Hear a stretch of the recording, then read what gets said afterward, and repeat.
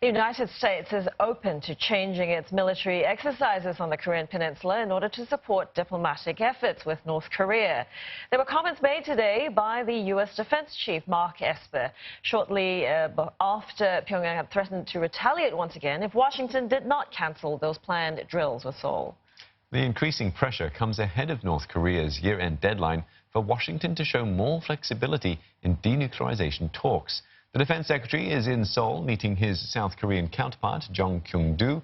Our correspondent Lim Yun-suk explains.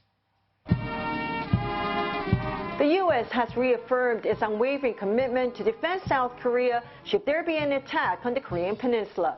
And that's what the joint statement said after a meeting between the military chiefs of the United States and South Korea, that the U.S. was ready to use full range of U.S. military capabilities to respond to any attack.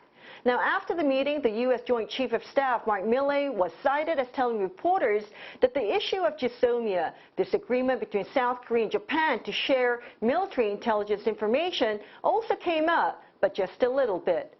And that's likely to also come up when the defense ministers from Washington and Seoul meet on Friday. U.S. Secretary of Defense Mark Esper will meet with South Korea's Defense Minister Jeong Kyeong-doo amid worries that Washington will put more pressure on South Korea to pay for the U.S. troops stationed here in South Korea. The U.S. is believed to be asking for about $5 billion annually, and that's about 5 times more than what South Korea is paying now for the 28,500 U.S. troops stationed here in South Korea. Also to be discussed will be the threats from North Korea.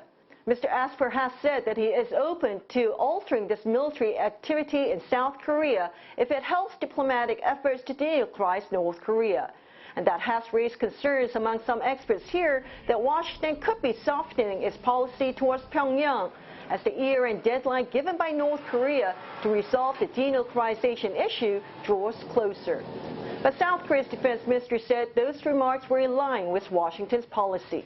실제로 미국 측에서 유연한 접근법으로 북미 협상에 임한다는 입장을 표명한 바가 있기 때문에 에스퍼 장관의 이번 말씀은 같은 맥락에서 나온 발언이라고 보고 있습니다. 연합훈련에 관한 것은 한미 간의 긴밀한 공조하에 조성된 형태로 연중 균등되게 시행해 왔음을 다시 한번 말씀드립니다. The U.S. is also likely to ask South Korea not to terminate that military deal with Japan, which expires on November 23rd. But South Korea has said it will go ahead unless Japan first retracts the unfair export restrictions imposed on South Korea. The U.S. says that it's worried the termination will impact regional security and only benefit countries like North Korea and China. Lim Yun-suk, CNA, Seoul.